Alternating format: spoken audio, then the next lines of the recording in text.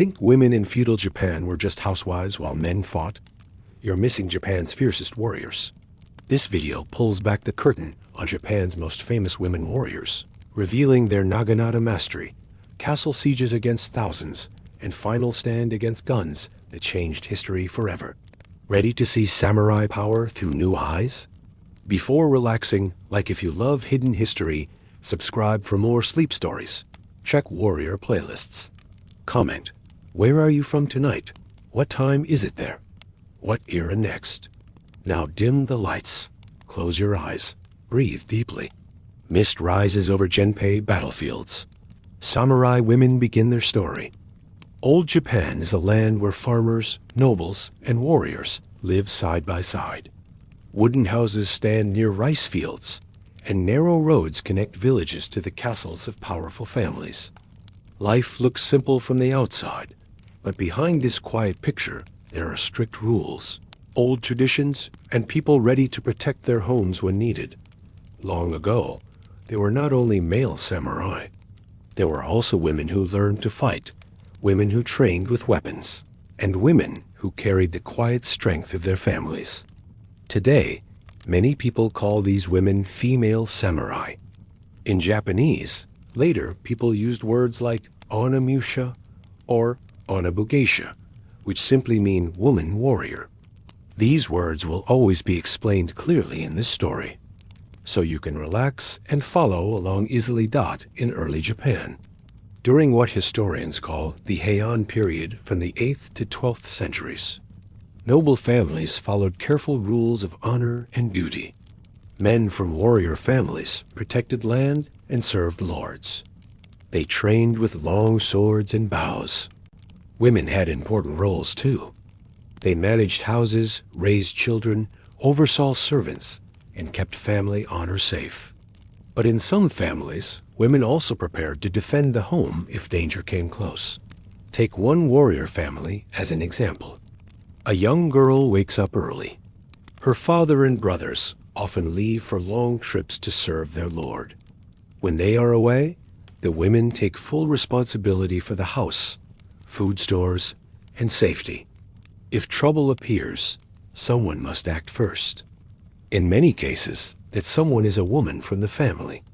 She organizes the household, checks the gates, and makes sure everyone knows their place during uncertainty. You see a wooden rack in the house yard. On it rests a long weapon with a curved blade at the end. This is a naginata, a pole weapon about as tall as a person, with a sharp blade shaped like part of a sword. It lets the user keep distance from danger and use balance more than raw power. For women in warrior homes, the naginata became a key tool, not for seeking fights, but for protecting what matters most. Families kept several of these weapons ready near doorways and storehouses. Training starts young and stays simple. A girl holds the naginata with both hands. She practices steps forward and back, turns her body smoothly, and keeps her breathing steady. Her mother, or an aunt, watches without speaking much. No loud commands or shows of anger. Practice blends into daily chores like cooking rice or cleaning the yard. Over years, these repeated moves build calm focus and readiness. Girls learn to grip the shaft correctly, to shift weight between feet, and to watch an opponent's center without staring at their hands. This quiet training marks the true start of women warriors in Japan. It grows from family duty, not from dreams of fame. Most women never faced real danger, but knowing the skill gave them confidence to lead servants, make decisions, and stay strong during hard times. Their strength lay in preparation, not in action alone. Mothers taught daughters to pair weapon work with household management, creating women who could handle both crisis and calm equally well. In noble houses near the capital, women lived differently. They studied poetry, calligraphy, and music behind painted screens. Life centered on grace, words, and self-control. Even here, inner discipline mattered. A woman who stayed calm under pressure earned respect, weapon or no weapon. This idea of quiet power linked court ladies to warrior women in villages. Both groups understood that true strength came from steady mind more than from physical force. Conflicts shaped this world too. Rival clans fought over land. Bandits roamed roads between towns. When men left for service, homes stood exposed. Women organized defenses, stored food, and planned escapes if needed. A smart woman could turn a simple house into a safe place. Her leadership saved lives more often than any blade. She might direct servants to reinforce gates, hide valuables, or watch distant roads from rooftops. Family weapons held deeper meaning. A Naginata, or short sword, passed from mother to daughter like a story from the past. Touching it reminded everyone of ancestors who stood firm. It was not just metal. It stood for promises kept and honor unbroken. Families polished these heirlooms during festivals and told stories of the hands that once held them. This ritual strengthened the bond between generations. Local records mention women leading small defenses during raids. One account describes a group holding a village gate through the night. They used Naginata sweeps to keep distance while calling for help. Dawn brought reinforcements, but the women's stand made the difference. Such events stayed in family memory, passed down as examples of proper conduct. As clans grew stronger through the 1100s, wars became more common across Japan. The Genpei War marked a major turning point between two powerful families fighting for national control. Women from warrior backgrounds appeared in historical records for the first time, using skills learned in quiet family yards on larger battlefields. Their early preparation made these moments possible, turning local defenders into figures from legends.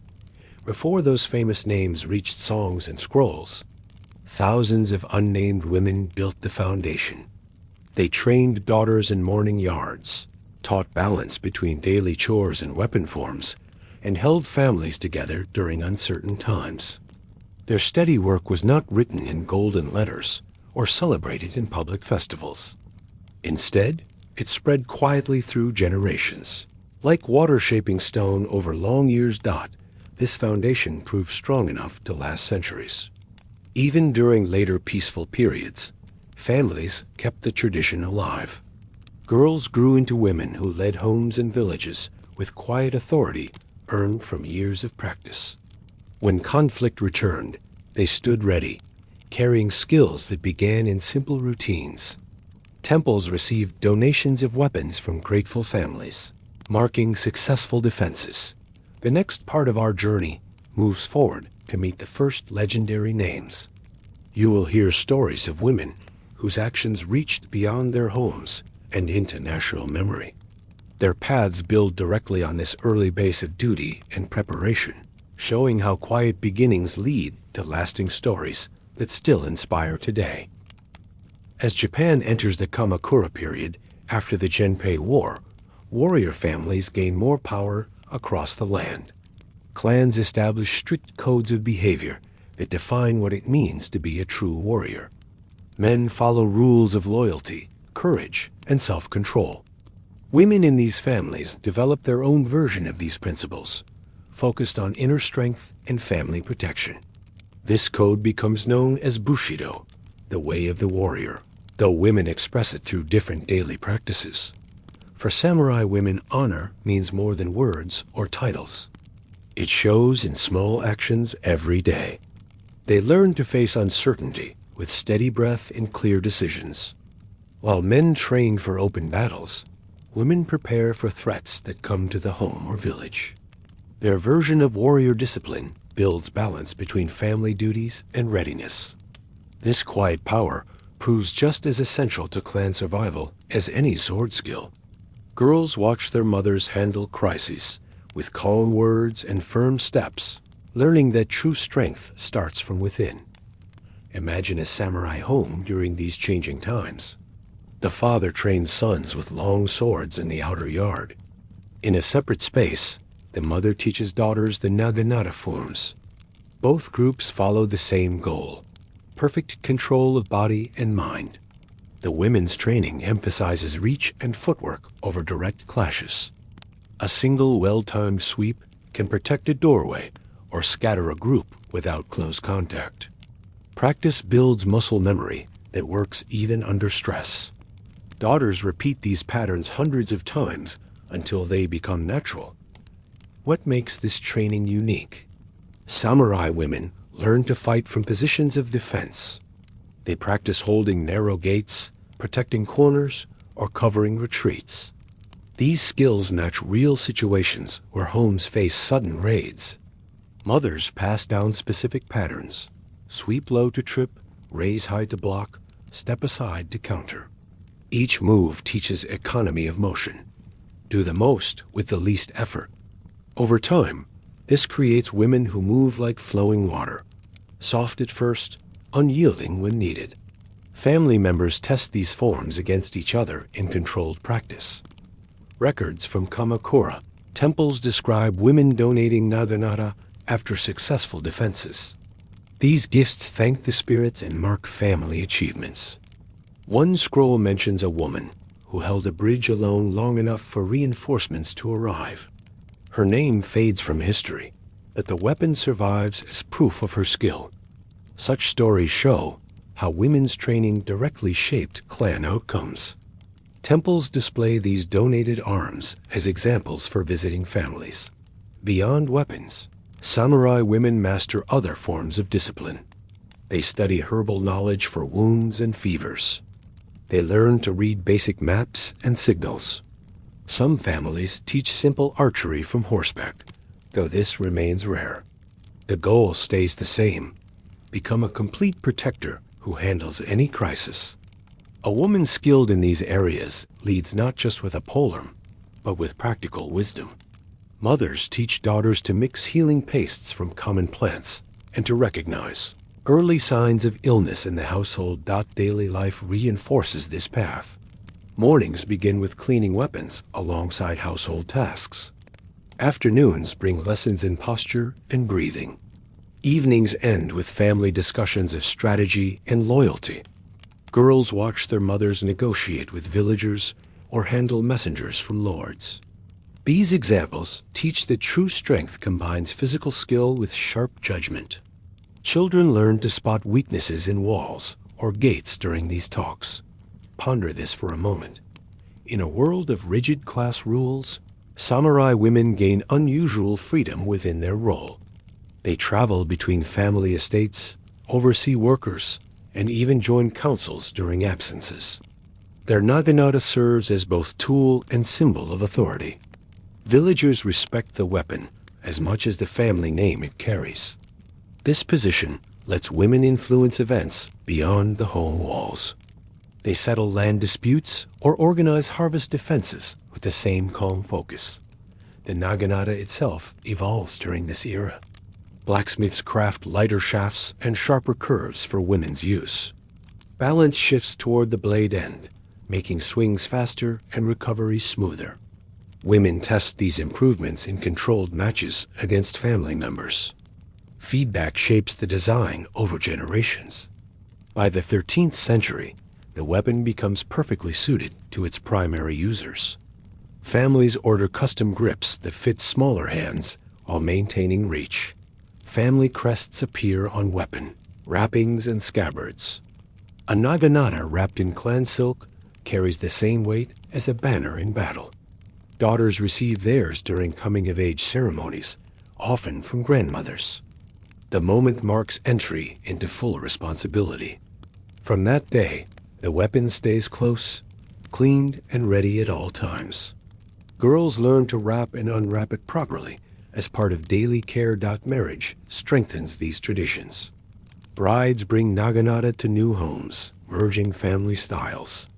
Weddings include demonstrations of skill, not as shows, but as proofs of worth. A woman's form during these events signals her readiness to protect the new household. Unions between strong lineages create networks of skilled defenders across regions. New wives exchange training tips and adapt forms to local needs. Temples play a key role too. Nuns from warrior families teach advanced forms to visiting daughters. These mountain dojos offer focused retreats away from daily duties. Women spend weeks perfecting timing and distance. The isolation sharpens focus, turning good fighters into masters of precision. Many return with scrolls certifying their level, adding formal rank to family training. These retreats also build bonds between women from different clans. Conflicts test these skills in real ways. During Mongol invasion attempts in the 1270s, coastal families faced landing parties. Women hold villages, while men join main forces. Reports describe groups sweeping beaches with coordinated Naginata lines. Their efforts buy critical time, preventing deeper raids. Such actions earn quiet recognition in local records. Families later celebrate these stands with special ceremonies. As peace returns, training adapts. Women shift focus to teaching younger generations. They develop forms for pairs or small groups, preparing daughters for teamwork. Drills simulate night defenses or fog-covered paths. Emphasis stays on calm under confusion, not speed alone. This forward-thinking approach ensures skills pass unbroken. Mothers create training schedules that fit around seasonal work. Literature reflects these changes. Tale collections from the era mention women resolving disputes with weapon displays. A single calm sweep ends arguments without blows. Storytellers praise their poise as much as their reach. These accounts spread the model nationwide, inspiring families to invest in daughters' education. Poets write verses comparing Naginata sweeps to falling cherry blossoms. Economic factors support the system. Warrior families allocate rice stipends for women's gear and travel to dojos. Lords recognize the value, sometimes granting extra land to houses, producing skilled defenders. This patronage creates a cycle. Better training leads to better results, which brings more resources for future generations. Skilled women become assets in marriage alliances. Health practices integrate seamlessly. Women learn stretches and breathing to prevent injuries from long practice. Diets emphasize rice, fish, and greens for steady energy. Rest cycles match training intensity. This holistic approach keeps practitioners sharp into middle age, allowing them to teach longer. Grandmothers lead sessions well into their 60s. Records show variety across regions. Mountain clans favor heavier Naginata for close terrain. Coastal families prefer lighter versions for sand and wind. Northern groups add spiked butts for groundwork. Local adaptations prove the system's flexibility, matching skills to environment. Women trade designs during regional gatherings. Generational bonds deepen the tradition. Grandmothers correct grandchildren's grips. Mothers demonstrate against grown sons. Aunts lead group sessions. This web of teachers creates continuity no single instructor could match. Families become living schools, evolving with each passing year. Stories of great-grandmothers circulate during practice breaks. Challenges arise too. Peaceful stretches tempt neglect. Ambitious lords sometimes redirect resources to male units. Yet core families persist, viewing the skill as essential identity. Their determination keeps the path alive through lean times. Secret training continues in backyards when public support fades by the 14th century. Samurai women's discipline influences broader culture. Poetry praises their resolve. Art shows Naginata in noble scenes. The image of poised strength enters national imagination, setting expectations for generations. This cultural shift ensures the tradition's survival. This path of honor prepares the ground for legendary figures. Women who master these principles stand ready when history calls. Their quiet daily work builds the foundation for names that echo through centuries. Family yards turn into training grounds that shape national stories. Now the journey turns toward specific stories. Real women emerge from training yards into recorded events. Their actions show how family discipline shapes national memory. The first legends appear on the horizon. With the Kamakura foundations established, women's Naginata training enters a new phase during the Muromachi and early Edo periods. Dedicated schools emerge across Japan, transforming family practice into structured education. These institutions teach not just weapon forms, but a complete philosophy of calm strength. Girls from samurai families travel to these centers for months or years, leaving daily chores behind to focus entirely on mastery. Naginata schools, often called doge in simple terms, appear in castle towns and temple compounds. Masters, sometimes women themselves, accept students from age 8 onward. Training divides into levels: basic grip and stance, intermediate sweeps and blocks, advanced combinations, and partner work.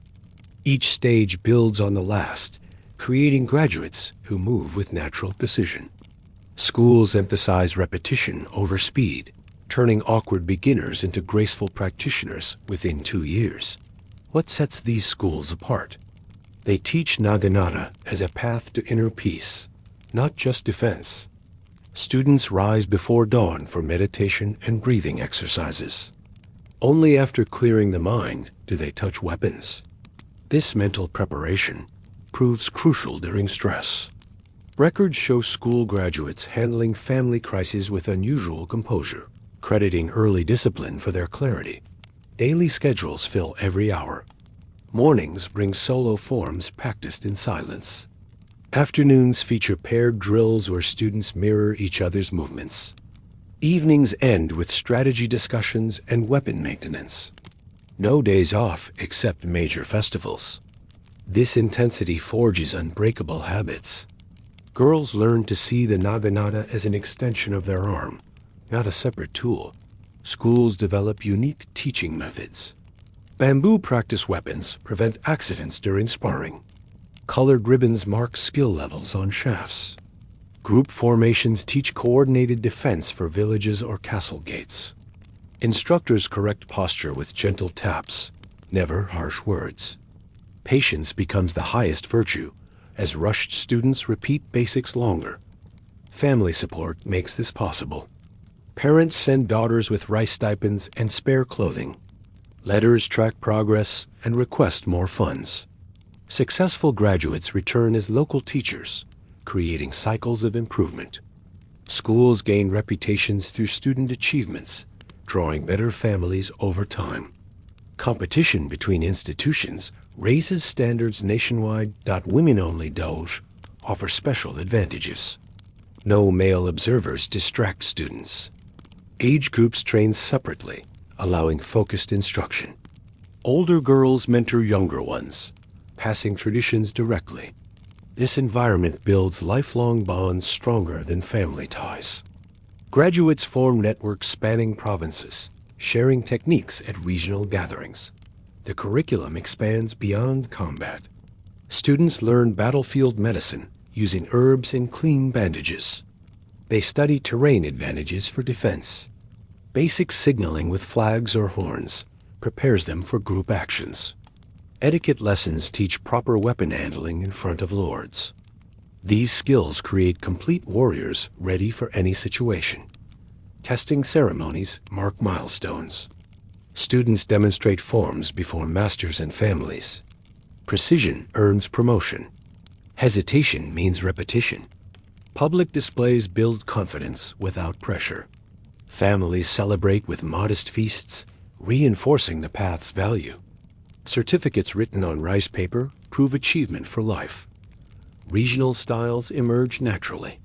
Kyoto schools favor elegant, flowing forms suited to urban defense. Mountain doge teach powerful downward strikes for wooded paths.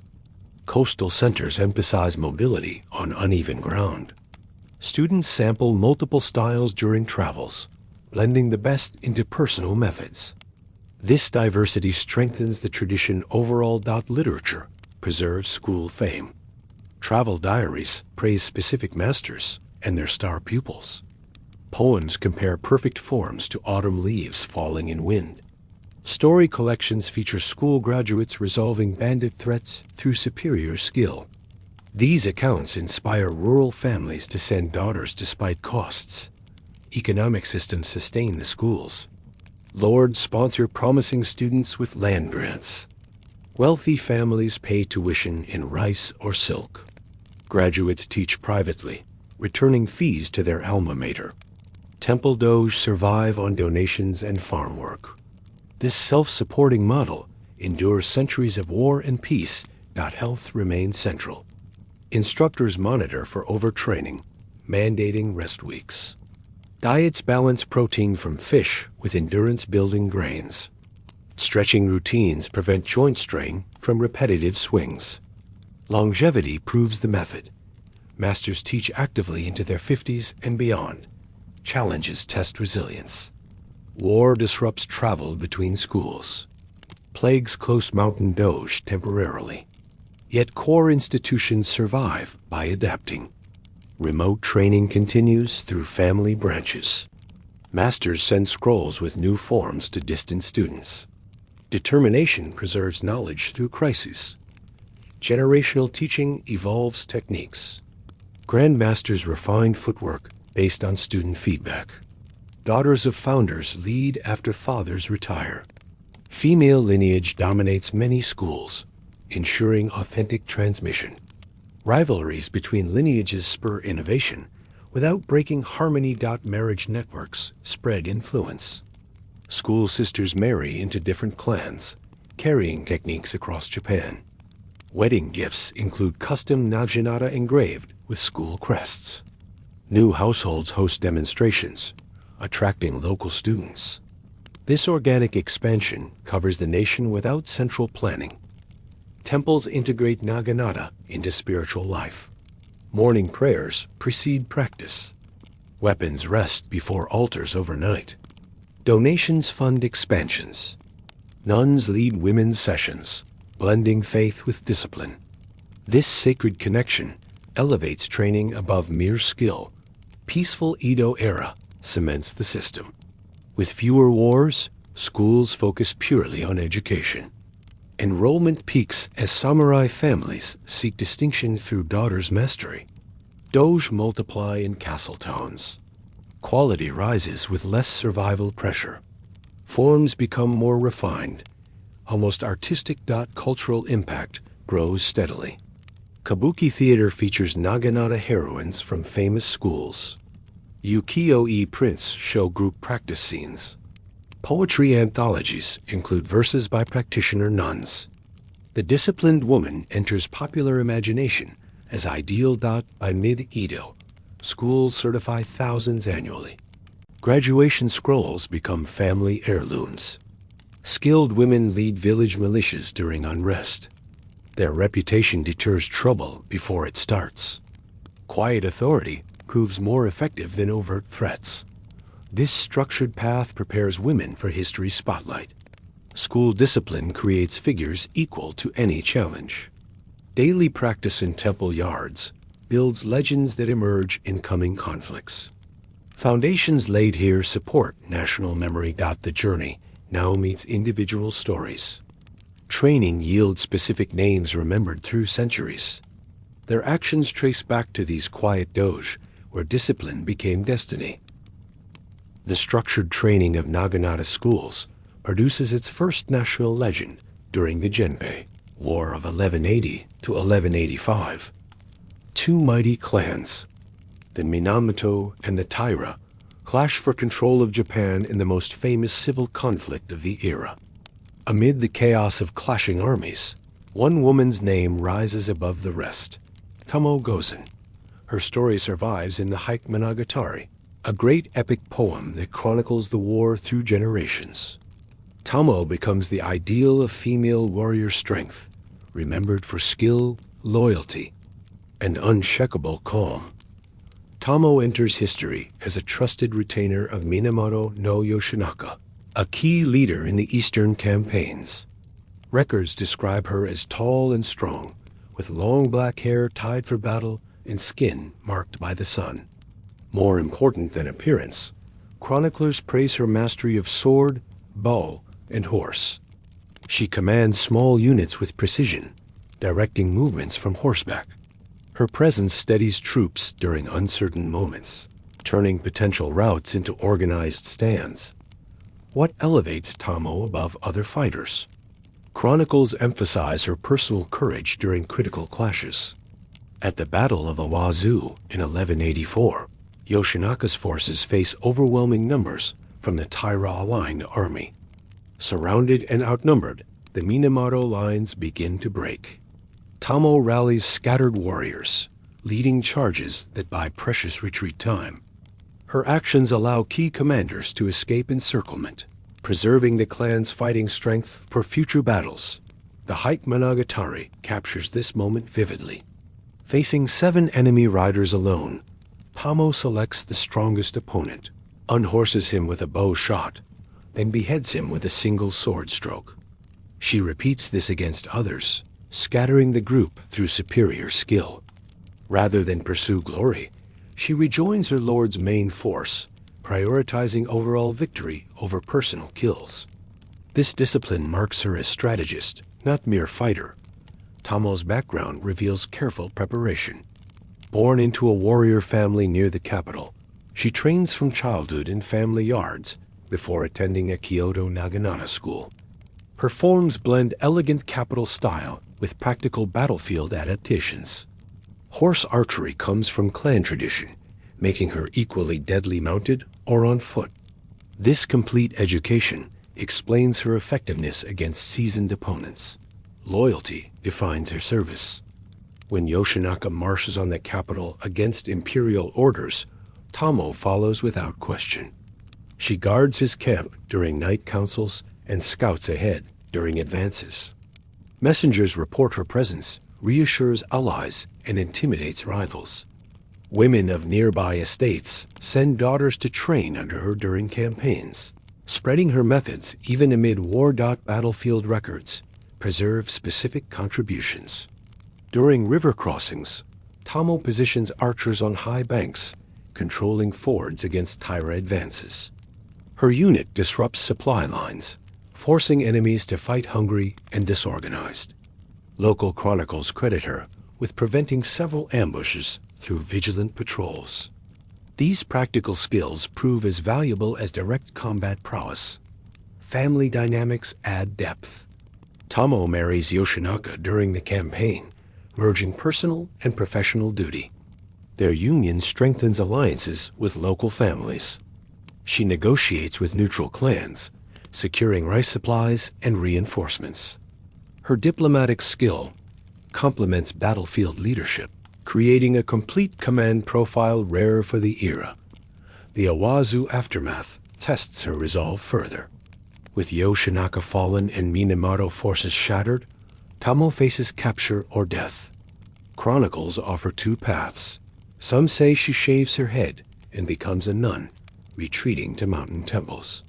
Others claim she survives incognito, training warriors in secret. Both versions emphasize dignity over defeat, preserving her legend intact. Cultural memory elevates her status. No theater dramatizes her battles through masked performances. Kabuki stages recreate Owasu with swirling silk banners. Ukiyo-e artists print her image wielding sword and bow in hand. These depictions spread her story to commoners, making Tomoe a household name by Edo times. Tomoe influences training methods. Schools adopt her river defense formations and selective targeting principles. Instructors demonstrate her 7-rider episode with bamboo dummies. Girls memorize her footwork patterns as advanced forms. Her legacy shapes curriculum nationwide, turning personal legend into practical education. Regional variations honor her differently. Eastern provinces carve her likeness into temple pillars. Kyoto temples display replica weapons attributed to her hand. Festivals reenact Owasu with women leading processions. These local traditions keep memory alive through centuries of peace. Marriage alliances invoke her name. Families arrange unions, citing Tomoe's example, promising daughters similar training. Brides carry scrolls recounting her deeds to new homes. This symbolic inheritance spreads ideals across social classes and provinces. Literature expands her character. Later writers add poetic exchanges with Yoshinaka, emphasizing mutual respect. Tale collections pair her story with male counterparts, showing balanced leadership. These embellishments preserve core facts while adding human warmth. Tomoe's equipment influences design. Blacksmiths replicate her sword balance for women's use. Bow makers adjust draw weights to match her documented strength. Surviving artifacts from Minamoto armories show these specifications, confirming chronicle accuracy. Post-war temples receive her donations. Records list Naginata and armor gifted after victories.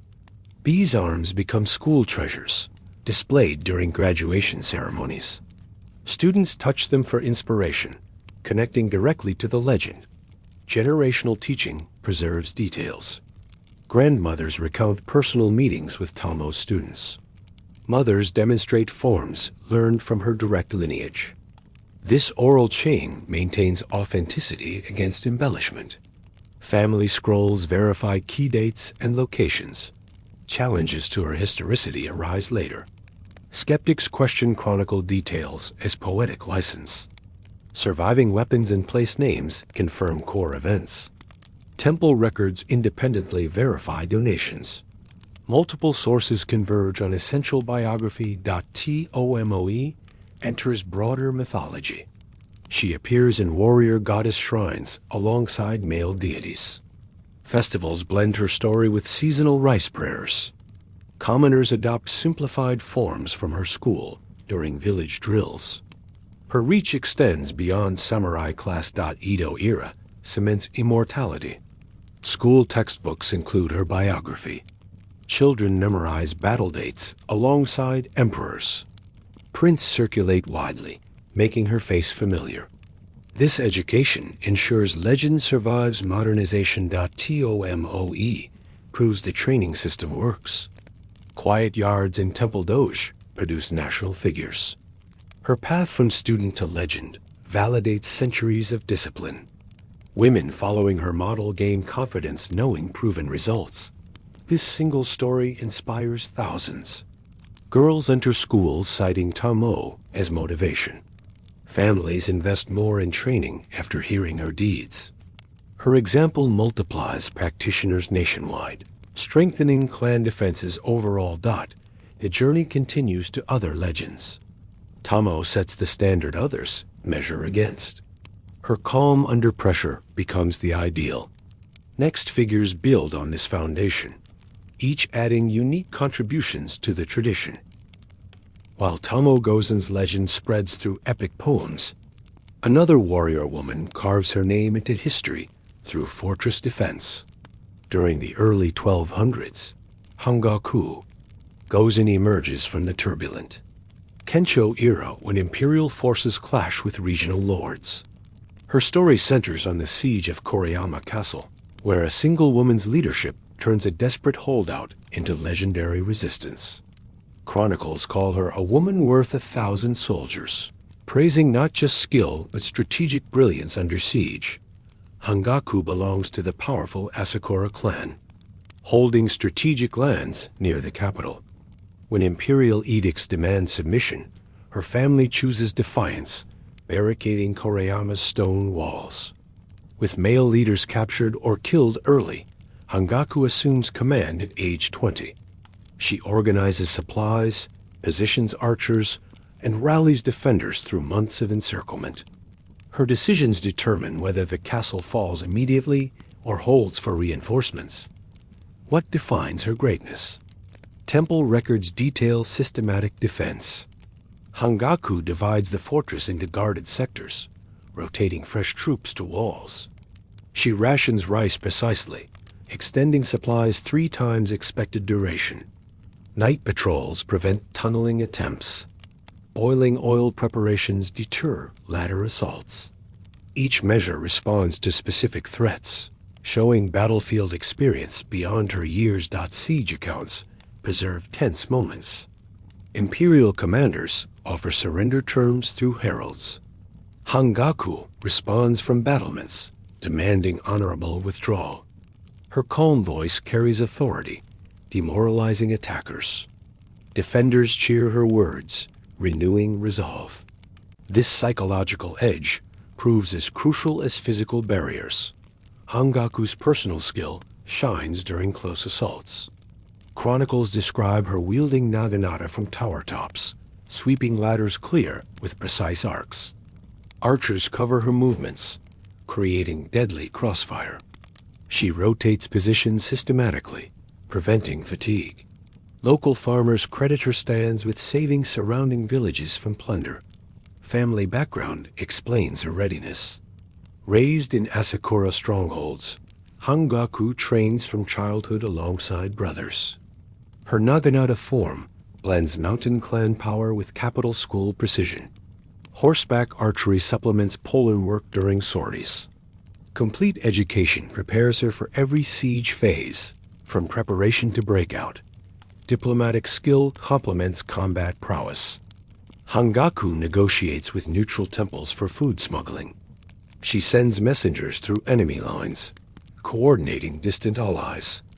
Captured spies reveal imperial plans, allowing preemptive counters. This intelligence network sustains resistance far beyond stone walls. The siege culminates in desperate assault. Imperial forces breach outer gates after heavy bombardment. Hangaku leads counterattack from inner keep, using narrow corridors to negate numbers. Her unit holds choke points for critical hours. Reinforcements arrive at dawn, forcing attackers back. Casualties remain low through superior positioning. Post-siege fate remains mysterious.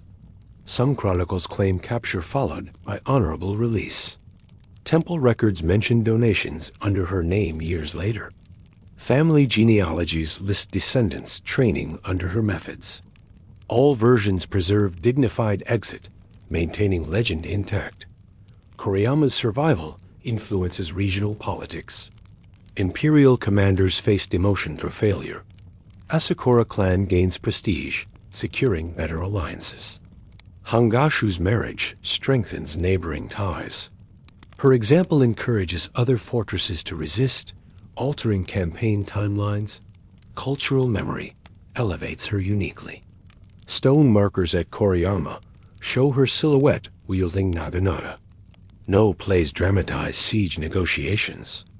Kabuki recreates tower defense with rotating stages. Ukiyo-e series depict her life cycle from training to command. These arts spread story nationwide. Training schools immortalize her tactics. Doge teach Hangaku rotations for sustained defense. Tower top forms mimic her sweeps. Students practice rationing drills simulating siege conditions. Her methods enter standard curriculum, training thousands in castle protection. Regional festivals honor the event. Koriyama holds annual reenactments with women leading processions. Archery contests award Hangaku prizes. Local schools name top students after her. These traditions preserve sight and memory through peaceful centuries. Marriage alliances invoke her precedent. Families promise daughters Hangaku training in negotiations. Brides carry Koriyama scrolls to new homes. This symbolic inheritance spreads siege tactics across provinces, strengthening border defenses. Literature expands her narrative. Tale collections pair her with Tomoe, contrasting open battle with fortress hold. Poets compose verses on her rationed speech. Chronicle compilers verify facts against multiple sources. Core biography withstands embellishment. Hangaku's equipment influences fortress gear. Blacksmiths replicate her Naginata balance for tower work. Archers adopt her firing angles. Surviving castle artifacts match descriptions. Material evidence confirms chronicle reliability. Temple connections deepen legacy. Koriyama's main shrine displays her donated armor. Nuns teach her rotation system to pilgrims. Annual services commemorate siege end. Donations fund women's training scholarships. Generational transmission maintains accuracy. Descendants visit Koriyama annually, demonstrating forms. Granddaughters lead local schools using family scrolls. Oral histories cross-check written records. Chain preserves authentic detail. Historicity debates affirm reality. Skeptics question casualty numbers, but gate damage and supply records confirm siege scale. Multiple clan documents converge on biography. Archaeological finds support tactical descriptions. Hangaku enters shrine worship. She's deified as fortress guardian alongside male deities. Farmers pray for crop protection, citing her example. Village drills adopt her formations. Popular devotion extends beyond samurai class. Edo textbooks include her prominently. School children memorize Koriyama dates. Prints circulate widely in countryside. Education ensures legend survives into modern era. Hangaku proves siege mastery complements field command. Tomoe's open battles pair with her static defense, completing warrior ideal. Schools teach both paths, preparing women for any scenario. Her resource management influences household training. Girls practice rationing games from childhood. Supply chain lessons enter curriculum. Practical skills prove as vital as weapon forms. Psychological leadership becomes study focus. Instructors analyze her herald speeches. Students memorize key phrases for crises. Calm authority training spreads nationwide. This fortress legend shifts warrior image. Static defense gains equal prestige with mobile warfare. Women excel in sustained resistance, reshaping military doctrine. Journey continues to peacetime roles. Hangaku's siege tactics adapt to village protection during bandit eras. Her rotations become standard for rural militias. Generational impact multiplies. Granddaughters teach her methods to village girls. Family branches spread tactics across regions. Single stand influences national defense patterns. Economic legacy endures. Koriyama gains pilgrimage trade. Shrine income funds schools. Her name becomes commerce brand for local crafts. Modern archaeology confirms details. Excavations reveal gate reinforcements matching descriptions. Arrowheads match her era. Physical evidence silences doubters. Hangaku completes early legend trio with Tomoe. Open field, river battle, fortress siege cover warfare spectrum. Training systems validated through proven results. Next path explores peaceful centuries. Warrior women adapt skills to daily leadership. Doji graduates become village heads, estate managers, cultural preservers. With legendary battles behind them, samurai women enter centuries of relative peace during the long Edo period from 1603 to 1868. Major wars fade, but their training and discipline find new purposes in daily leadership and family management. No longer needed for fortress defense, these women apply Naginata-honed skills to running estates, educating children, negotiating alliances, and preserving clan traditions through quiet authority and practical wisdom that proves essential to family survival. Daily routines blend warrior discipline with household mastery. Mornings begin with weapon inspection alongside kitchen preparation. Women oversee rice steaming while polishing Naginata shafts. Afternoons bring estate walks, checking fences, water channels, and crop rotation. Evenings feature family councils discussing taxes, marriages, and village disputes. This seamless integration turns every task into character training. Estate management demands strategic thinking. Samurai wives track rice yields across multiple fields, negotiate with merchants, and balance clan stipends against expenses. They audit storehouses quarterly, preventing waste through careful inventory. Local farmers respect their judgments, knowing decisions affect entire harvests. One miscalculation could weaken the family for years. Children receive balanced education under maternal guidance. Girls learn Naginata forms alongside reading, poetry, and household accounts. Boys study sword work, but also maternal arts of diplomacy and patience. Family libraries expand with history scrolls and practical manuals. Mothers select tutors carefully, prioritizing character over credentials. Village leadership emerges naturally. Samurai women mediate land disputes between farmers, using calm authority honed in doge. They organize flood defenses, directing digging and sandbagging with practiced precision. During droughts, rationing systems mirror siege logic, ensuring equitable distribution. Villagers call them the steady hands for crisis management. Economic savvy defines success. Women invest clan rice in profitable ventures like sake brewing or silk weaving. They negotiate bulk purchases with traveling merchants, securing better terms through patient bargaining. Account books show meticulous records spanning decades. Daughters inherit these ledgers as training manuals. Marriage negotiations showcase diplomatic skill. Mothers evaluate suitors not just by rank, but by estate health and family discipline. They inspect potential brides' Naginata form during visits, gauging character through posture and grip.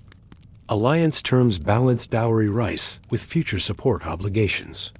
Successful unions strengthen regional networks. Cultural preservation becomes sacred duty. Women commission family histories written on rice paper, ensuring ancestor deeds survive. They sponsor local no performances, preserving warrior tales. Temple donations fund scroll copying. Private libraries become regional treasures, loaned to allied families. Health practices extend family longevity. Mothers enforce balanced diets of rice, fish, vegetables, and fermented soy. Herbal knowledge treats common ailments before physicians arrive. Stretching routines from Naginata training maintain mobility into old age. Family longevity records show women outliving husbands through disciplined living. Seasonal festivals blend duty with celebration. Spring rice planting includes Naginata demonstrations for village morale. Autumn harvests feature archery contests where mothers compete gracefully. Winter storytelling nights recount family legends to wide-eyed children. These events reinforce clan prestige without ostentation. Correspondence networks span provinces. Women exchange letters on thin paper, sharing agricultural tips, marriage prospects, and training innovations. Messengers carry sealed packets between allied estates. This invisible web coordinates regional responses to famines or bandit rumors faster than official channels. Crisis response proves training value. When fires threaten villages, women organize bucket lines with military precision. Flood evacuations follow practiced routes developed during drills. Epidemic quarantines use gate-watching rotations from castle defense manuals. Survival rates exceed neighboring regions consistently. Artistic pursuits cultivate refinement. Many master calligraphy, producing elegant family documents. Ikebana flower arranging teaches balance paralleling weapon forms. Tea ceremony practice hones patience identical to sparring footwork. These arts elevate household culture while training mind and body. Servant management requires nuanced leadership. Women assign tasks matching abilities, rotating duties for cross-training. Loyalty builds through fair treatment and shared festivals. Household efficiency rivals military units through systematic oversight.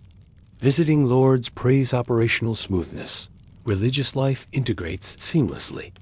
Morning prayers precede training. Temple visits include Naginata offerings.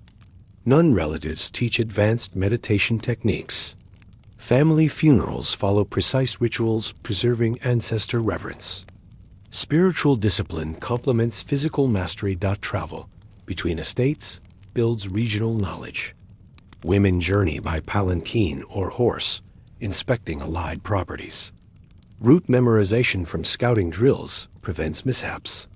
Local hospitality networks ensure safe passage. These trips expand influence beyond home territories. Economic diversification prevents stagnation. Successful women invest in hot spring inns, pottery kilns, or paper mills. Profits fund daughters' doge tuition and sons' swordsmith apprenticeships. Clan wealth grows steadily through patient capital deployment. Ledgers show compound growth over generations. Disaster preparedness permeates culture. Earthquake drills use Naginata shafts as levers for fallen beams. Typhoon shutters install with practiced efficiency. Firewatch rotations cover villages nightly. These habits save lives and property when nature strikes. Educational innovation spreads. Women establish village schools, teaching basic reading alongside Naginata. Commoner girls learn simplified forms for home defense. Literacy rates climb in samurai domains. Knowledge becomes strategic asset, like rice reserves. Alliance maintenance requires vigilance. Annual visits confirm mutual obligations. Gift exchanges of silk or sake reinforce bonds. Intelligence sharing prevents surprises. Maternal networks prove more reliable than male diplomacy through personal trust. Aging gracefully models ideal. Grandmothers lead advanced training while delegating physical labor. Wisdom replaces strength through position coaching. Family reverence ensures elder voices carry final authority. Longevity planning spans 3 generations simultaneously.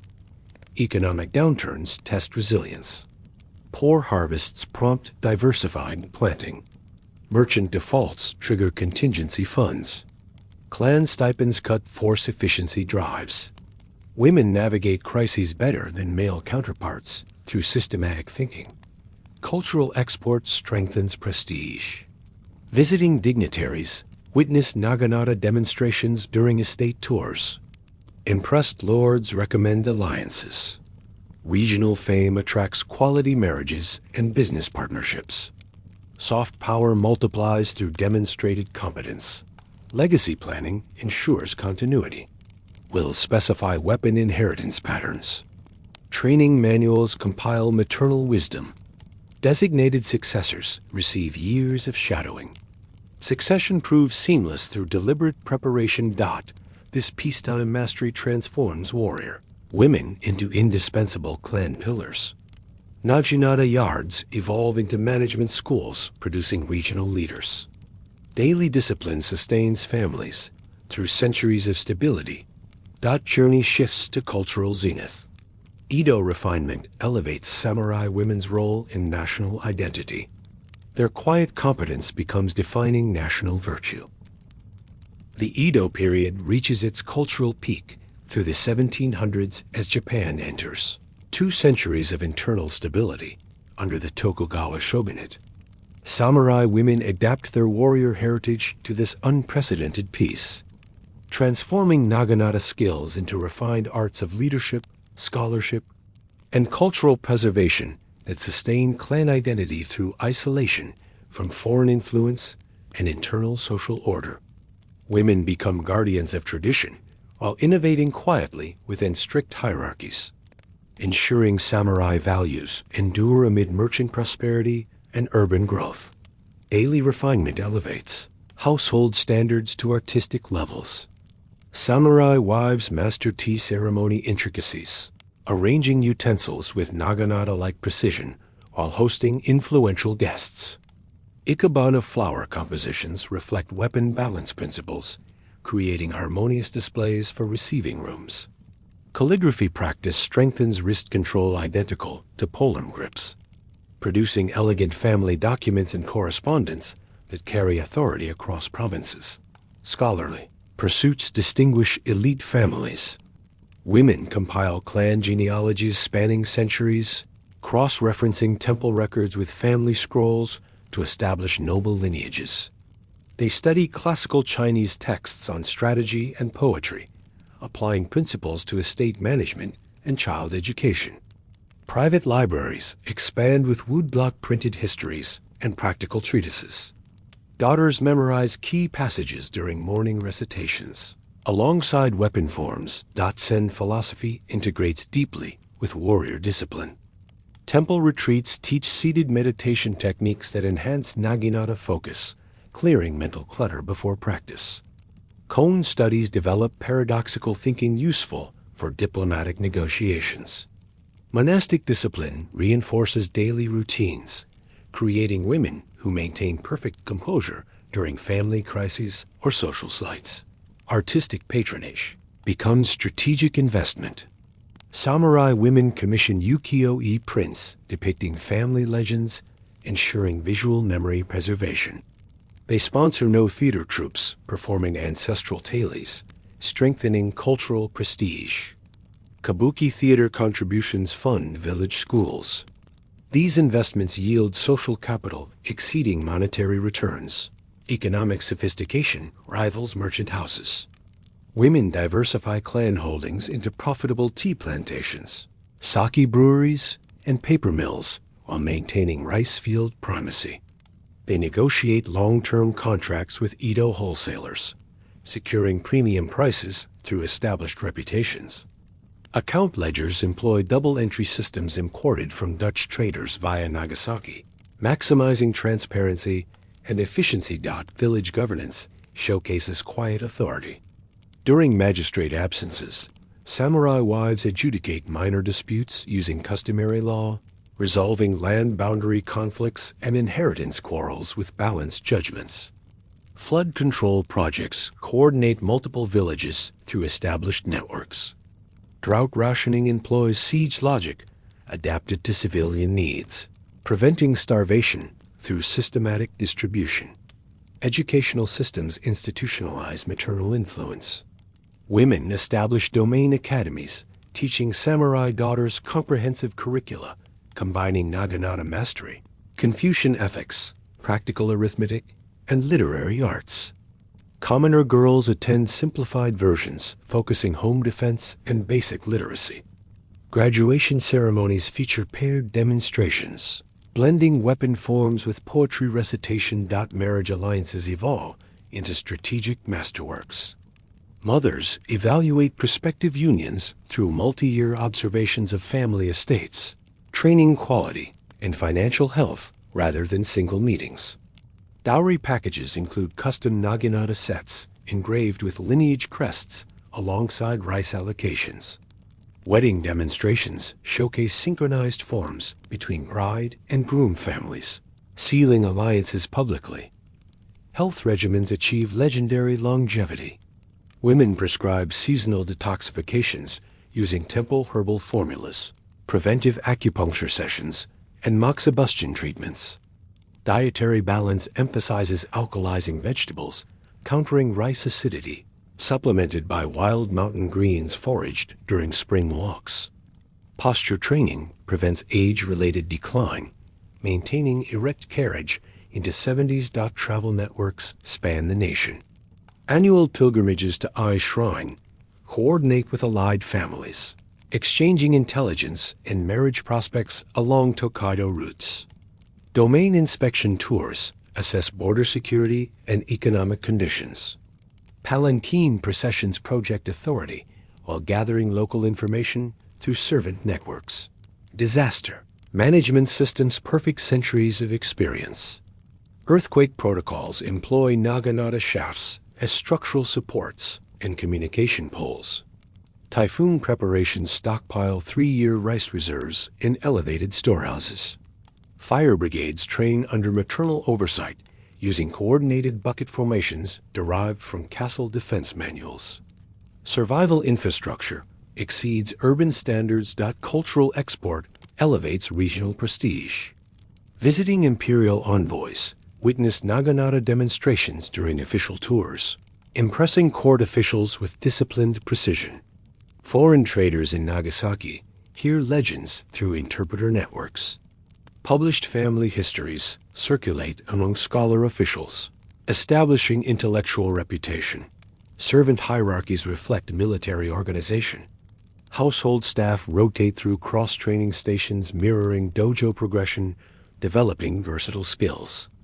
Loyalty ceremonies bind retainers to family through shared rituals.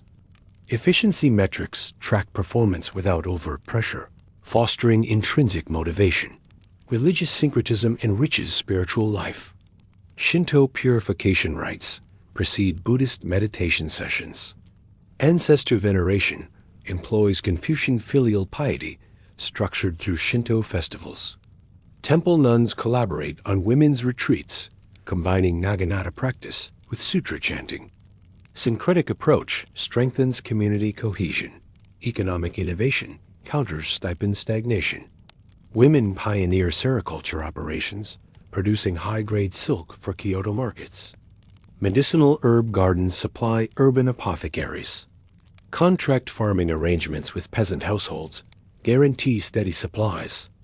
Diversification buffers against shogunal rice allocation fluctuations. Alliance diplomacy employs soft power masterfully. Annual gift exchanges of artisanal sake and preserved delicacies maintain relationships warmer than formal treaties. Intelligence sharing prevents merchant monopolies encroaching on domain interests. Maternal correspondence networks transmit reliable information faster than official post. Aging wisdom institutionalizes elder authority. Grandmothers convene family councils, wielding veto power over major decisions. Wisdom literature compiles decades of experience into practical manuals. Successor training spans adolescence through early marriage, ensuring seamless transitions. Multi-generational households optimize knowledge transmission. Crisis leadership shines during famines. Women coordinate relief convoys from surplus domains, employing military logistics adapted to civilian transport. Soup kitchen rotations feed thousands daily through volunteer networks. Seed banks preserve agricultural diversity for post-crisis recovery. Systematic response prevents social collapse. Artistic collaboration produces cultural treasures. Women partner with master painters on folding screens depicting family histories. Poets compose verses celebrating seasonal training cycles. Musicians arrange koto pieces evoking Naginata forms. Collaborative works become heirlooms displayed during formal receptions. Educational outreach extends to commoners. Village literacy campaigns teach basic kanji alongside simplified self-defense. Cooperative farming associations disseminate improved rice strains. Midwife training programs reduce maternal mortality. Social stability strengthens domain foundations. Economic intelligence networks rival merchant guilds. Women track commodity price fluctuations through capital connections. Bulk purchasing cooperatives negotiate favorable terms. Investment syndicates pool resources for infrastructure projects. Financial acumen sustains samurai prestige amid rising merchant wealth. Legacy preservation employs multiple media. Stone monuments record family achievements at estate entrances. Woodblock genealogies circulate among allies. Oral histories train through nightly storytelling. Redundant systems ensure traditions survive fires, floods, and wars. This comprehensive mastery transforms samurai women into indispensable civilization pillars. Warrior discipline evolves into cultural stewardship, sustaining Japan through isolation. Estate yards become academies producing refined leaders, shaping national character. The journey approaches final conflicts, where peacetime mastery faces modernization pressures. Edo refinement proves unexpectedly resilient against revolutionary change. Edo peace shatters during the 1860s as Western pressures force Japan open, igniting civil war between imperial reformers and traditional shogun forces. The Boshin War of 1868 to 1869 becomes the final samurai conflict, pitting modern rifles against traditional swords. Amid this revolutionary upheaval, women from Aizu domain revive battlefield roles after centuries of peace, forming the Joshi Koshu unit led by Nakano Takeko. Their stand at Aizu Wakamatsu Castle marks the dramatic close to the Onna-Bugeisha tradition. Aizu women prepare through desperate months of siege. Modern artillery pounds castle walls while imperial troops encircle the domain. Male defenders dwindle under rifle fire. Nakano Takeko, 21 and a Naginata master from Edo schools, organizes 20 classmates into a fighting unit. They train relentlessly in ruined courtyards, adapting peacetime forms to live combat against guns. Takeko's background combines elite education with practical skill. Daughter of a low-ranking samurai, she masters Naginata at Tokyo Doge during her teens. Returning home, she teaches village girls while studying poetry and medicine. Siege transforms her from teacher to commander. Fellow students follow her unquestioningly, trusting years of shared training. Unit organization mirrors castle defense manuals. Takeko divides women into 5-person squads with designated leaders. They carry traditional Naginata against modern firepower, relying on speed and terrain knowledge. White headbands mark unit identity, visible through smoke. Mothers sew ammunition pouches from kimono silk for rifle support roles. The pivotal moment arrives October 1868 at the Battle of Aizu-Wakamatsu. Imperial forces breach outer defenses, threatening the castle core. Takeko leads her unit from bamboo thickets, charging to disrupt enemy formations. Chronicles describe Naginata sweeps, breaking rifle lines through shock effect. Squads wheel in practiced rotations, preventing encirclement. Takeko fights at the vanguard, directing movements while wielding her weapon personally. Eyewitnesses note her long hair streaming during charges, black against white banner. She unhorses several opponents through precise strikes before rifle volleys intensify. Her unit holds critical ground for 30 minutes, delaying breakthrough long enough for castle reinforcements. Final moments become legend. Wounded in the arm, Takeko continues directing until struck fatally in the chest. Before collapsing, she hands her Naginata to younger sister Yuko with instructions to deliver it to their uncle. Yuko escapes through chaos, preserving the weapon as family heirloom. Takeko's last words reportedly urge continued resistance. Unit casualties prove heavy but strategically valuable. 19 of 20 women fall during the charge, their sacrifice buying irreplaceable time. Survivors scatter to continue guerrilla resistance. Imperial commanders note the disruption in after-action reports, crediting the women's fierce stand with delaying victory. Aizu's surrender follows weeks later. Castle commander Saigo Tanomo capitulates honorably, ending organized resistance.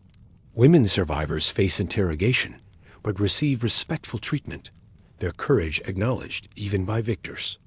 Many shave heads and enter nunneries, preserving traditions through religious life. Takeko's death elevates her to martyr status. Aizu families erect stone memorials at the battle site, carved with her silhouette. Annual services commemorate the Joshi Koshu at local shrines. Her Naginata becomes domain treasure, displayed during festivals. Pilgrims come from across Japan to pay respects at these sites. Cultural response proves immediate. Woodblock prints depict the charge with dramatic swirling smoke and flashing blades. Kabuki dramatizes her final moments through quick change techniques. Ballads circulate among commoners, making her name familiar nationwide. These stories spread her legend far beyond Aizu borders. Training legacy endures through survivors. Yuko teaches Takeko's final forms to post-war students. Village doge revive her charge tactics as advanced maneuvers. Aizu schools incorporate her biography into graduation ceremonies. Her methods spread quietly despite modernization pressures. Regional identity centers on the sacrifice. Aizu becomes synonymous with feminine valor. Pilgrims visit battle markers annually. Local crafts feature her likeness on pottery and fans. Economic revival ties to heritage tourism around her memorials, bringing visitors from across the country. Marriage patterns preserve bloodlines. Takeko's surviving relatives marry strategically, ensuring lineage continuity. Descendants maintain family doge through Meiji era. Her nephews become kendo masters, blending Naginata heritage with modern sword arts. Family traditions continue unbroken through generations. Literature cements immortality. Post-war chronicles verify eyewitness accounts against imperial records. Poets compose elegies comparing her to ancient legends. School textbooks include her prominently, despite government modernization. Academic studies analyze Joshi Koshu tactics in detail. Equipment preservation confirms authenticity. Takeko's Naginata survives in Aizu Museum. Blade nicks matching battle descriptions. Headbands and pouches display in glass cases. Material evidence silences skeptics questioning female combat roles. These artifacts prove her story beyond doubt. Shrine deification follows naturally. Takeko joins pantheon of Aizu War Kami, receiving seasonal offerings. Farmers pray for crop protection, citing her example. Village festivals reenact charge with young women leading processions. Popular devotion transcends samurai class boundaries. Imperial recognition arrives posthumously. Meiji officials award her family honors during domain reorganization. Surviving unit members receive pensions. Government acknowledgement validates sacrifice despite political defeat. Official honors preserve her memory through state support. Educational impact reshapes post-war training. Girls' schools teach her biography alongside basic self-defense. National Kendo curriculum incorporates Aizu Naginata forms. Her example inspires female participation in modern martial arts. Schools across Japan tell her story to new generations. Economic revival leverages legacy. Aizu lacquerware features her silhouette. Sake brands name bottles after Joshi Koshu. Heritage tourism funds domain reconstruction. Martyrdom becomes economic asset, sustaining traditional crafts and local businesses. Modern scholarship affirms historicity. Diaries cross-reference casualty lists. Imperial Army reports confirm disruption. Archaeological finds reveal battle positions matching descriptions. Multiple sources converge on biography accuracy, proving her legend rests on solid fact. Takeko represents final evolution. Peacetime refinement confronts modern warfare. Traditional skills prove relevant against rifles through morale effects. Her charge validates centuries of preparation, from family yards to battlefield stands. Unit demonstrates complete education value. Doge graduates become national figures under extreme pressure. Family yards produce battlefield leaders despite peaceful upbringing. Systemic training triumphs through proven results across centuries. Surviving sisters extend legacy. Chuko's descendants teach through 20th century. Naginata Federation honors Takeko annually. Living lineage maintains authentic transmission against modernization pressures.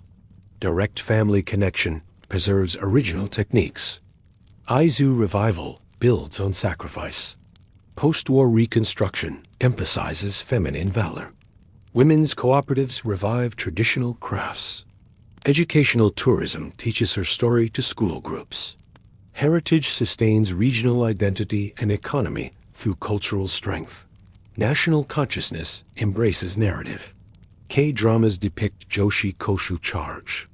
Manga series popularize biography among youth. Video games include her as playable character.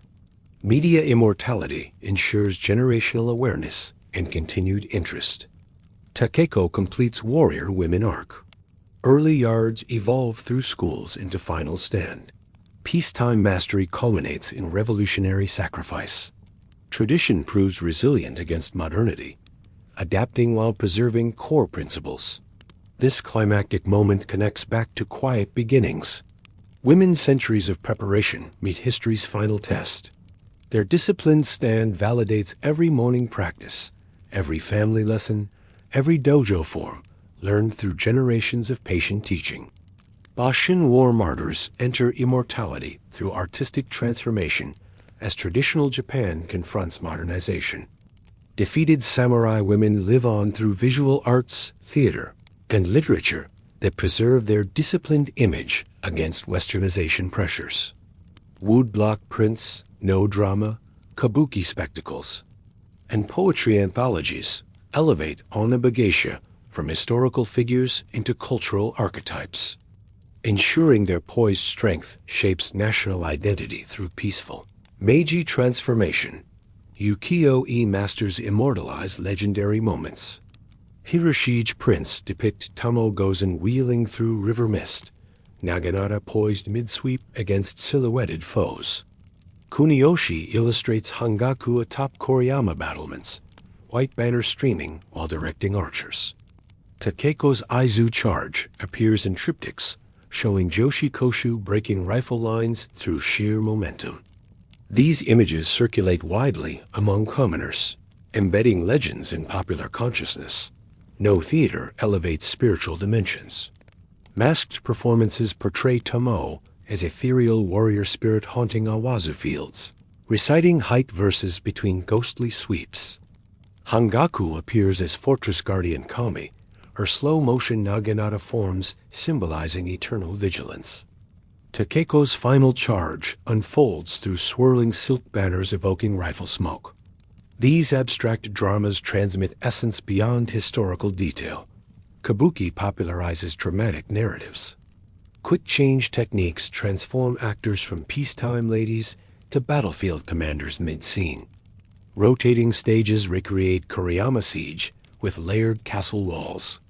Hanamichi runway extensions allow Takeko's charge to sweep through audience sightlines. Colorful costumes blend historical accuracy with theatrical flair, drawing urban crowds nightly. Poetry anthologies preserve philosophical core.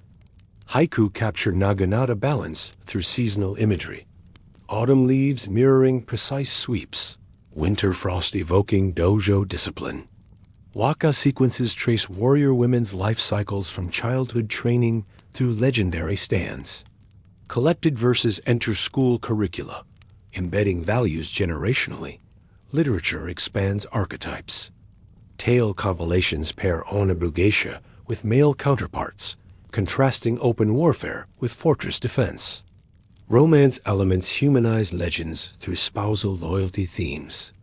Scholarly commentaries analyze tactical brilliance, preserving military heritage. Bestsellers spread stories nationwide through lending libraries. Visual symbolism standardizes iconography. White headbands signify purity and resolve across all depictions. Long, unbound hair during combat marks transcendence of feminine norms. Naginata angles convey specific emotions. Upward thrust for defiance, sweeping arc for graceful power. These conventions unify disparate legends visually. Regional art variations enrich tapestry. Aizu lacquerware boxes show Takeko in mother-of-pearl inlays. Kyoto porcelain features Tomoe in cobalt blue underglaze. Edo fans paint Hangaku scenes on silk mounts. Local crafts embed legends in daily objects, ensuring constant visual reinforcement. Festival arts dramatize communal memory. Summer matsuri feature makoshi shrines carried by women in Naginata formations. Autumn reenactments stage key battles with volunteer performers. Spring cherry blossom viewings include warrior women poetry recitals. Annual cycles integrate legends into seasonal life. Craft traditions encode techniques. Sword guards etched with Tomoe silhouettes. Naginata scabbards lacquered in Hangaku battle scenes.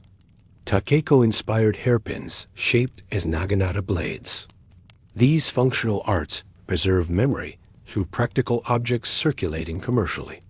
Puppet theater miniaturizes epics. Bunraku puppets wield scaled Naginata with mechanical precision. Judayu chanting narrates hype passages. Stage machinery simulates battlefield smoke and horse charges. Popular form reaches countryside audiences unable to attend live kabuki. Fan painting becomes portable legend carrier. Folding fans depict complete life cycles on both sides. Training scenes interior, legendary moments exterior.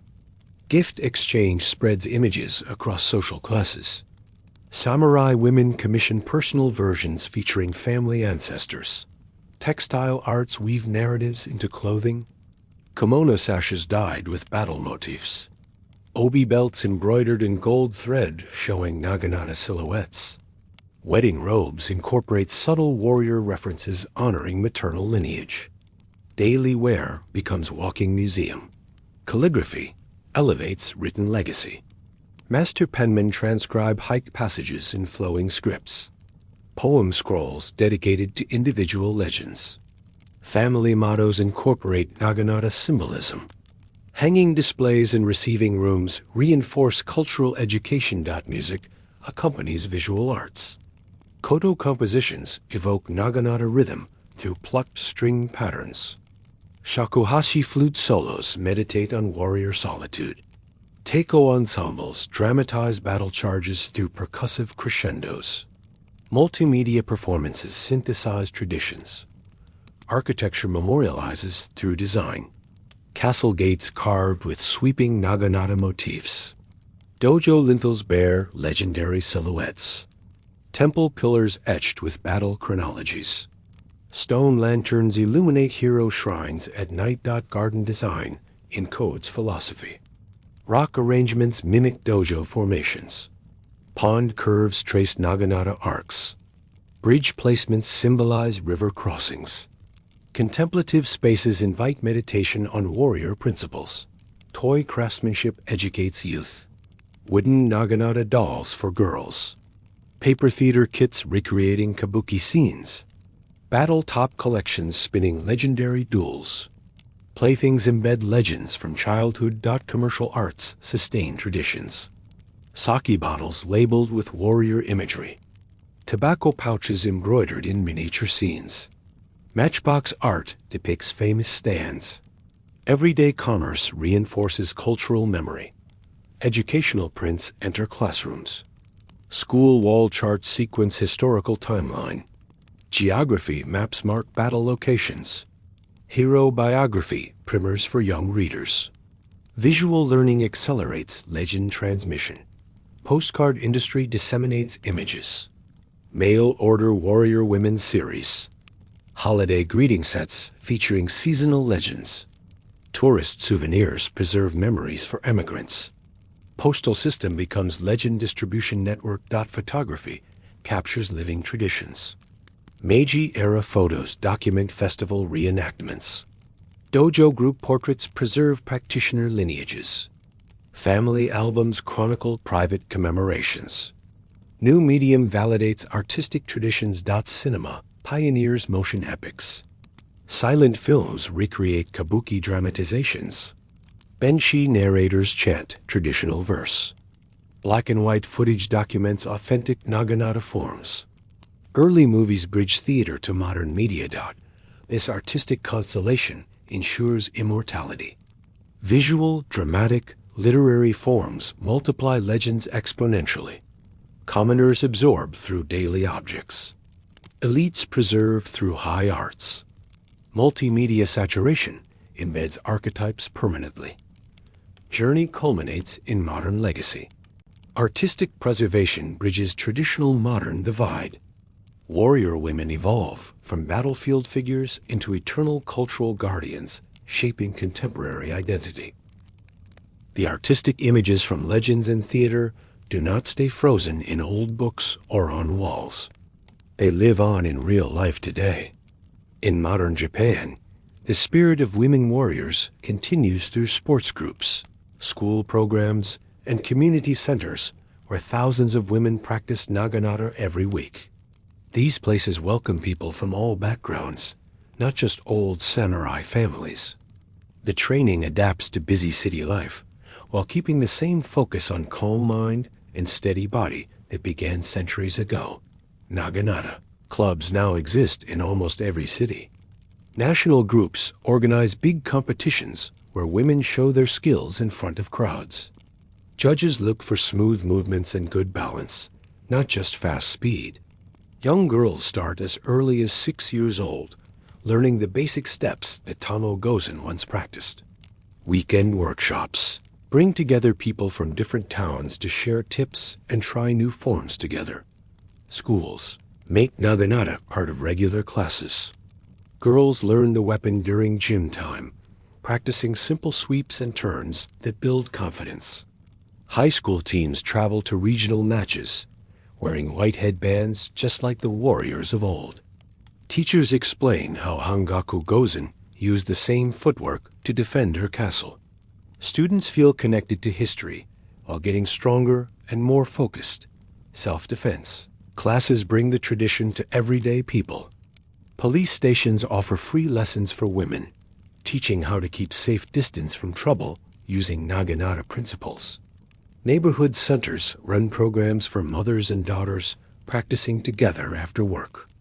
During big earthquakes or storms, trained groups help organize rescues. Using formations learned from Castle Defense Stories. Every year, festivals keep the memory alive. In Aizu, thousands visit to watch Takako Nakano reenactments, where local women lead marches with real Naginata. Koriyama Castle hosts archery contests named after Hangaku, with prizes for best accuracy. Kyoto temples hold poetry readings about Tomoe during spring cherry blossoms. These events draw families who come not just to watch, but to join in simple training sessions. Japan shares this tradition with the world. American colleges now have Naginata teams started by exchange students. Groups in France and England learn the forms through online videos and visiting teachers. Demonstration tours take Japanese teams to Europe and America, performing synchronized routines that amaze audiences. Foreign students travel to Japan for month-long training camps, bringing the skills back home. Many companies use Naginata ideas for business training. Office workers attend workshops on breathing and focus to handle stress better. Team leaders learn group coordination through partner drills. The same discipline that helped samurai women run estates now helps modern managers solve problems calmly under pressure. Doctors and scientists study why Naginata works so well. Research shows it improves balance and quick thinking in older people.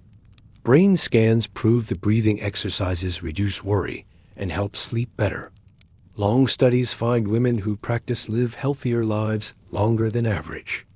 These facts convince more people to try the training. Fashion designers love the warrior look. Clothes with flowing lines like Naginata swings appear on runways. White headband patterns show up on sportswear and accessories. Young people wear jewelry shaped like small Naginata blades. The strong, graceful image influences style around the world. Television and movies keep stories exciting. Documentaries follow modern students training at historic dojos. Cartoons show girls using Naginata to solve problems bravely. Video games let players try authentic moves learned from real teachers. These stories make young people want to pick up the weapon themselves. Books for all ages tell the full story. Simple picture books introduce Tomoe to kindergarten children. Teen novels follow modern girls discovering their samurai grandmother's Naginata. Adult studies examine old records to prove the legends really happened. Everyone finds a way to connect with the history. Government support helps preserve the old places. Important dojos get money for repairs. Museums display legendary weapons with touch screens explaining their stories. The emperor's family still attends big tournaments, showing respect for the tradition. Money from events keeps everything going. Tournaments bring visitors who stay in hotels and eat local food. Factories make new Naginata using old methods, employing skilled workers. Travel companies offer training vacations, combining lessons with sightseeing. The old skills create jobs in modern times. Tourists from everywhere come to learn. English-speaking guides explain dojo rules and history. Families stay with local teachers, eating traditional meals and practicing every morning. Interactive exhibits let visitors swing, practice weapons safely. People leave feeling stronger and more peaceful. Families pass the skills to new generations. Grandmothers correct small girls' hand positions. Working mothers coach after dinner. Full-time teachers test students for belts, showing their level. The chain stays strong because everyone teaches someone younger. Hospitals use gentle. Naginata moves to help people recover from injuries. Nursing homes offer easy classes to prevent falls and keep minds sharp. Office health programs teach breathing for better focus. Doctors recommend it more and more as science proves the benefits. When big disasters hit Japan, Naginata groups help right away. After the 2011 earthquake, trained women organized food lines and shelter rotations. During typhoons, they clear roads using teamwork from practice. Their calm leadership saves lives when others panic. World fashion shows mix Naginata style with modern cuts. Paris designers create collections inspired by warrior movement. New York brands print headband patterns on t-shirts. Tokyo street fashion mixes old and new every day. The look spreads globally through photos and videos. Business schools teach samurai wife management tricks. Students study how women ran estates during peacetimes. Negotiation classes use examples from marriage alliances. Crisis training looks at siege rationing for modern problems. Old wisdom works in boardrooms today. Student exchanges build friendships across countries. Japanese girls teach Naginata in American schools. European teens visit dojos for summer training. World tournaments let teams from 20 countries compete as friends. Shared practice creates understanding. New technology makes learning easy. Phone apps show correct forms step by step. Virtual reality lets you practice with Tomoe Gozen as partner. Museums have screens where you swing a fake Naginata and get scores. Young people stay interested through games and screens. Women leaders mention the warriors when talking about strength. Politicians share family Naginata stories during speeches. Activists for women's rights point to Takoko's brave stand. The past gives courage for today's challenges. Practice groups bring neighborhoods together. Old ladies train with teenagers after school. Company teams practice on weekends. School clubs make friends for life. The shared work builds stronger communities everywhere. The world starts to see Naginata as special heritage. United Nations groups study it for cultural lists. Films about the tradition win prizes overseas. Teams from many countries train together now. The Japanese warrior women inspire people globally. This path shows how strong ideas survive everything. Weapons from battlefields become tools for peace and health. Training yards turn into places where city women find calm after busy days. The same steady grip holds family stories across 1,000 years. Looking back at the whole journey, you see one clear line. Girls in quiet heian courtyards practice steps that led to Tomoe's river charge. Hangaku's castle rotations became modern disaster teams. Takeko's final stand inspires women worldwide today. Every generation added something new, but kept the heart the same. The story of samurai women proves that true strength lives inside discipline, ready for any time or place. You have walked a long path through the full story of Japan's women warriors. From the quiet morning yards of the Heian period, where young girls first learned to hold the Naginata with steady hands, through the great legends that fill history books. Tomoe Gozen, charging fearlessly across misty river fields. Hangaku Gozen standing unshaken on the high walls of Koriyama Castle. Nakano Takeko leading her sisters in one final brave stand amid the smoke and chaos of rifle fire. Each generation faced its own tests and added its own chapter to the tale. Battles came and went. Long years of peace followed. Empires rose and fell. But one thing never changed. The calm strength, the patient preparation, and the deep sense of duty that asked nothing in return but stayed ready always. Now let your mind return to that simple wooden yard where it all began so many centuries ago. The early sun rises slowly over endless rice fields, casting long shadows across the ground. A young woman completes her morning practice with careful, flowing movements. She bows respectfully to her Naginata, then carries it back to its rack with the same gentle attention her grandmother taught her. Her steps look exactly the same as those first girls took 1,000 years before. Not far away, modern schoolgirls arrive after classes, tying on white headbands and taking their places in neat rows. Grandmothers sit on the veranda nearby, watching closely and offering quiet corrections with a nod or a single word. The connection runs unbroken through mothers, daughters, granddaughters, through time itself. What secret allows this tradition to live so long and strong? The answer lies not in endless wars or search for glory. The real power always grew from deep inside each woman. The even breath that stays calm when sudden trouble arrives at the door, the firm grip that holds steady through all the changes of life, the clear focus that sees the right path when everything around seems confused and dark. These women understood a truth most people spend lifetimes learning. True strength never needs to shout or rush forward blindly. It waits patiently, prepares carefully in quiet moments, and moves only when the time is right.